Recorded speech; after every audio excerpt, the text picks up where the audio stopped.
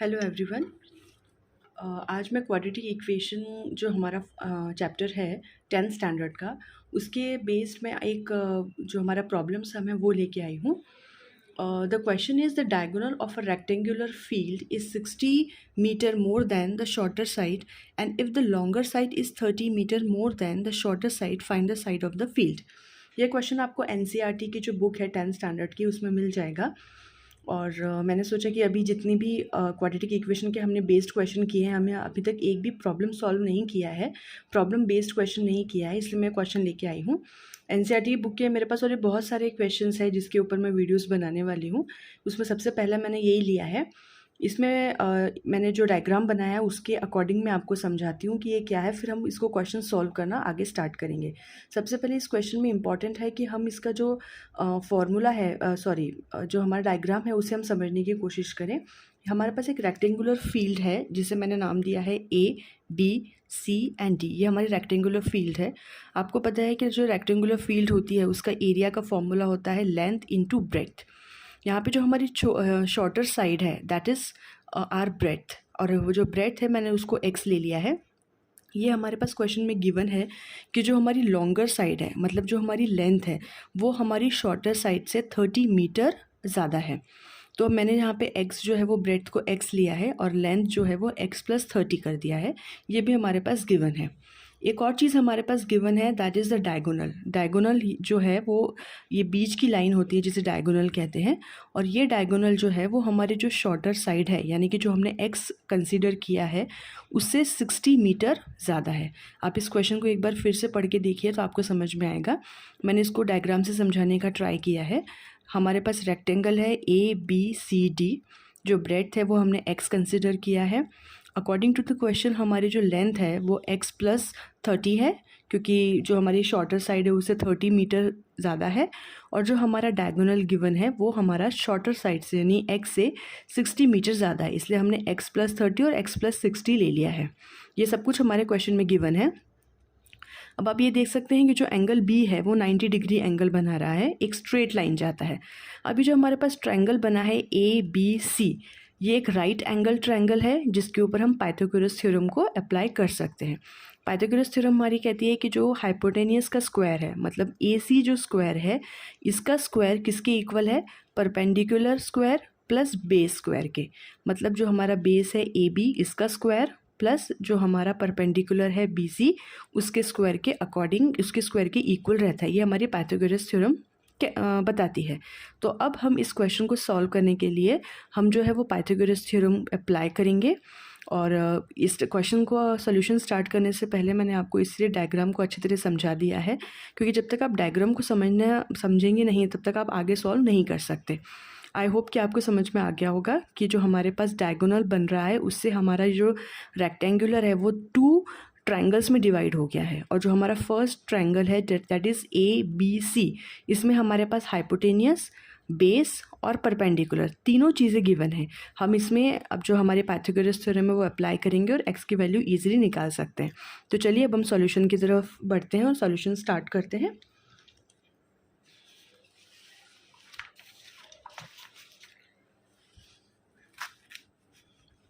हमारा जो ट्रायंगल है ABC वो एक राइट एंगल ट्रायंगल है जिस पे हम अपनी पाइथागोरस थ्योरम को अप्लाई करेंगे। तो हम सबसे पहले लिखेंगे इन ट्रायंगल ABC हम पाइथागोरस थ्योरम को अप्लाई करेंगे तो वो हमारी बनेगी AC स्क्वायर, जो कि हाइपोटेनियस है। AC square is equals to base square that is AB square plus हमारा परपेंडिकुलर है BC, तो दैट इज BC स्क्वायर। अब हम ये जितने भी हमारे जो हाइपोटेनियस है वो है, बेस है, परपेंडिकुलर है, इन सब में इनकी वैल्यूज़ को पुट करेंगे। जो AC हमारा है, जो हमारा डायगोनल है, वो है x+60, तो ये हो जाएगा x+60 का होल स्क्वायर। दूसरा है हमारा AB दैट इज़ बेस, यानी कि हमारी length of the rectangle that is x+30 whole square plus BC जो है वो है हमारा परपेंडिकुलर, यानी कि हमारी ब्रेथ ऑफ द रेक्टेंगल, तो दैट इज़ x स्क्वायर। ये हमारी इक्वेशन नंबर 1 हमें मिल गई है। अब हम इसको आगे सॉल्व करेंगे हमारी इक्वेशन को। जो सबसे पहला है वो है x प्लस 60 का होल स्क्वायर। इसको हम a plus B whole square के अकॉर्डिंग ओपन करेंगे तो हमारे पास आएगा x square plus 60 square plus 2 into x into 60 equals to, ये है हमारे पास x प्लस 30 का होल स्क्वायर। इसे भी हम a plus B whole square से ओपन करेंगे, that is x square plus 30 square plus 2 into x into 30 और प्लस हमारे पास जो है एक्स स्क्वायर ऑलरेडी गिवन है तो हम यहाँ पे लिखेंगे एक्स स्क्वायर।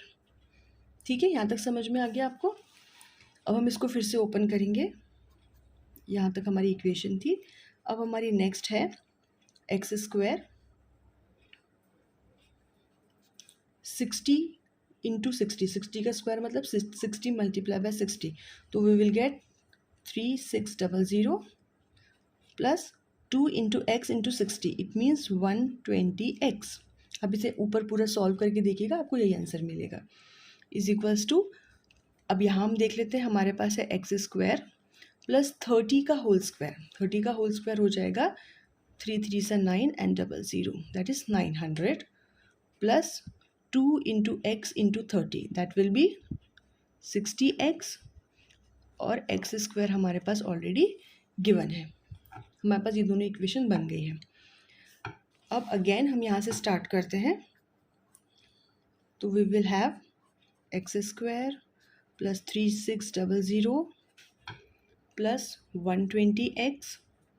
यहाँ पे अगर इक्वल्स टू के इधर हम देखेंगे तो we have 2x square plus x square, तो we will write 2x square plus 900 plus 60x। अभी हमारे पास जितनी भी इक्वेशन है इक्वल्स टू के उधर हमें सॉल्व करना है, इसलिए हम सारी जो इक्वेशंस हैं उनको उस तरफ ले जाएंगे। तो हमारे पास जो है हमारी इक्वेशन बनेगी x square plus 3600 plus 120x। अब ये ये वाली इक्वेशन जो है जो इक्वल्स टू के उधर है, हम इन तीनों इक्वेशंस को इक्वल्स टू के इस साइड ले आएंगे, तो ये तीनों का जो प्लस साइन का है ये सब चेंज हो जाएगा माइनस में। 2x square minus 900 minus 60x, that is equals to 0। हम इस सारी इक्वेशंस को इधर ले आए हैं तो हमारे पास ये इक्वेशन बन गई। अब जब हम इसे इन सारी इक्वेशंस को जब हम सॉल्व करेंगे तो हमारे पास लास्ट में आप करके देखिएगा, जैसे ये 2x स्क्वायर है और ये x स्क्वायर है, इसको सॉल्व करेंगे तो we will get minus x square. अब ये 900 है माइनस का और 2600 प्लस का है, इसे जब हम सॉल्व करेंगे तो जो हमारे पास वैल्यू बन के आएगी वो आएगी माइनस का प्लस का 2700। अब ये 120x है और यहाँ पर जो है हमारे पास माइनस का 60x है, तो हमारे पास जो है सॉल्यूशन बनेगा, दोनों को सॉल्व करेंगे तो we will gate plus 60x। ठीक है, ये हमारी इक्वेशन बन गई है। अब ये माइनस साइन एक्स स्क्वायर का है, हम इस पूरी इक्वेशन को माइनस से मल्टीप्लाई कर देंगे तो हमारे पास एक्स स्क्वायर आ जाएगा प्लस का, माइनस का आ जाएगा 60x और माइनस का आ जाएगा 2700 इज इक्वल्स टू 0। ये हमारी एक क्वाड्रेटिक इक्वेशन बन गई है। अब इसको आप या तो क्वाड्रेटिक जो फॉर्मूला मैंने आपको बताया था पिछले वीडियो में उससे सॉल्व कर सकते हैं, या फिर कंप्लीटिंग द मेथड, जो कंप्लीटिंग द स्क्वायर मेथड मैंने आपको पिछले वीडियोस में बताया था उससे भी सॉल्व कर सकते हैं, या सिंपल आप इसको बाय फैक्टराइजेशन मेथड भी सॉल्व कर सकते हैं। तीनों मेथड्स को कैसे फाइंड आउट करते हैं, कैसे सॉल्व करते हैं, इन पे मैंने वीडियोस पिछले इसमें दिए हुए हैं, आप उनको जाके चेकआउट कर सकते हैं। मैं इसको सिंपली बाय फैक्टराइजेशन मेथड से सॉल्व करके आपको दिखाती हूँ। तीनों ही मेथड से आप सॉल्व करेंगे तो आपके पास एक ही आंसर मिलेगा। इसको सिंपल जो है वो हम फैक्टराइजेशन मेथड का सॉल्व अप्लाई करेंगे, तो दैट इज़ माइनस 60 जो x है उसको मैं माइनस 90x प्लस 30x में ब्रेक कर दूंगी, क्योंकि 90 और 30 का जब हम मल्टीप्लिकेशन करते हैं हमें 2700 ही मिलता है और माइनस करने से हमें 60 मिलेगा। ठीक है, इसको आप सॉल्व कर लेंगे। इसके बाद हमें मिलेगा x को कॉमन लेंगे, we will get x minus 90 plus 30, x minus 90 again, तो we will have two roots x minus 90 and x plus 30 is equals to 0। हमारे पास यहाँ पे x की दो वैल्यूज़ आ गई है, that is 90 plus 90 and minus 30। अब जो लेंथ और ब्रेथ होती है रेक्टेंगल की वो कभी भी माइनस साइन में नहीं आ सकती, सो इसे हम एक्सेप्ट नहीं करेंगे। हम इसमें सिर्फ x की एक ही वैल्यू को कंसिडर करेंगे, दैट इज़ 90, क्योंकि वो जो ब्रेथ होती है रेक्टेंगल की वो कभी भी माइनस में नहीं हो सकती। तो हमारे पास जो x निकल के आया है वो 90 आया है। इट मीन्स हमने x जो है वो अपनी ब्रेथ मानी थी, अज्यूम की थी। तो जो रेक्टेंगल की ब्रेथ हमारी निकल के आई है वो है 90 मीटर, और जो हमारी लेंथ थी वो गिवन था कि जो हमारी वो ब्रेथ है उससे 30 मीटर एक्स्ट्रा है। तो 90 प्लस 30 जब आप करेंगे तो यू विल गेट 120 मीटर। तो लेंथ और ब्रेथ जो है वो हमारी आ चुकी है। Breadth is 90 metre and the length is 120 metre. This is the solution of this answer of this question, sorry. और एंड आई होप कि आपको ये समझ में आ गया होगा। और ऐसे ही कुछ और भी अगर आपके पास क्वेश्चंस हैं तो आप मुझे बता सकते हैं, मैं उन पे भी आपके लिए वीडियोस बना दूँगी। Thank you.